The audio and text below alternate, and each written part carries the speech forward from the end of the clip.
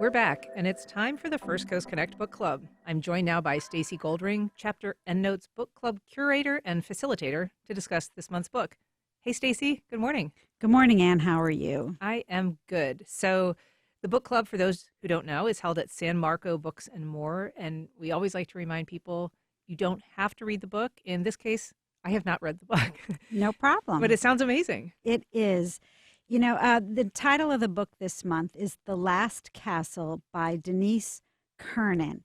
And it is about the Vanderbilts and the making of the Biltmore. And living here in the South, it seems like the Biltmore is almost like a rite of passage to go and visit, right? Have you been there? I have never been, but I've heard such extraordinary things about it. It sounds overwhelming, really.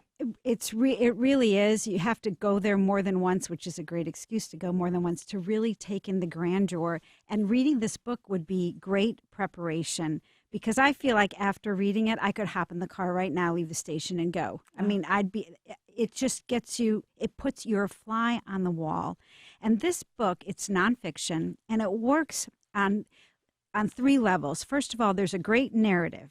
We have an author who provides a very captivating story. It is well researched, and it is all about the estate's history. We get to learn how this house came to be as if we are in the Gilded Age. And what better place to be than with the Vanderbilts, right?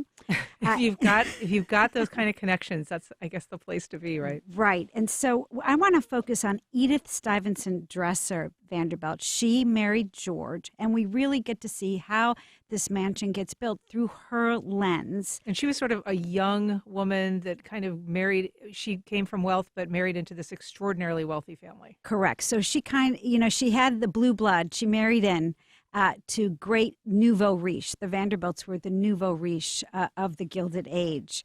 And what she does is we get to learn, there's so many intriguing stories and anecdotes in this book, and she brings them to life. It's, like I said, it's incredibly readable. And I loved learning about the pivotal role of Frederick Law Olmsted, who did Central Park and many other parks. The famous landscape architect. Correct. And he completely planned out every detail. So if you're listening and you have been, you will know that everything that you look at when you're approaching the estate and then the mansion was planned out. Although, Anne, it looks so natural. You just feel like you're in a forest, but Olmsted thought of every single detail. And we also learn that during times of the Depression or after her husband died, it fell to this woman, Edith, to figure out what to do with the nation's largest home, the nation's largest mansion. I saw it mentioned that this estate was 3 times the size of Washington, D.C. It just blows your mind. Huge. So the reason why we have Pisgah, I think that's how you pronounce it, National Forest, is because they needed to sell off land, in order to keep the estate going. And so we have the Vanderbilts to thank for that. Yeah. So that's just one of many anecdotes. Like the word Biltmore comes from de Bilt, which is where the Vanderbilt family was from in the Netherlands. And the moor is like woods or Everglades. Not Everglades, but an evergreen forest, etc. So that's where we get Biltmore. So it's fun things like that are peppered and a lot throughout of the book. Famous names in this book.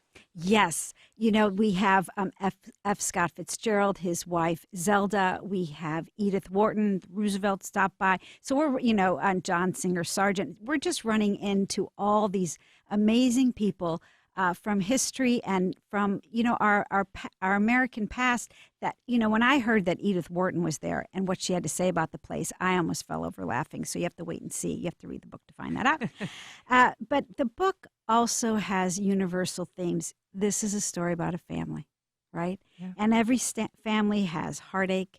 Every family has happiness. Every family, you have your disputes, etc. So they are no different. And we also get to meet all the people who contributed to making the Biltmore estate the beautiful estate it was then and is today, from the gardeners to the people working in the forest to the people working in the kitchen, etc. Everyone is treated with respect and integrity throughout this book, and we can thank our author for that. And engaging writing. Very engaging writing. So it's about 400 pages, right? But on Audible, if you want to listen to it, It's about 12 hours. And I think people are listening to so many audible books. It's important that we understand how many hours you're going to commit at normal speed. So I listened to it at 1.25 and it read perfectly fine, just FYI. And I also read it and it's a very easy read and there's pictures and everyone loves pictures. Oh, that sounds just like a glamorous read. And so how can people come to enjoy the book club? So you just go to chapterandnotes.com and you sign up there and you can join us either online at 11 o'clock in the morning, EST, or you can join us at the bookstore. So the store closes at 6, so from 6 to 6:30, I'm in bookstore heaven. I can shop around, do whatever I want, and we start promptly at 6:30.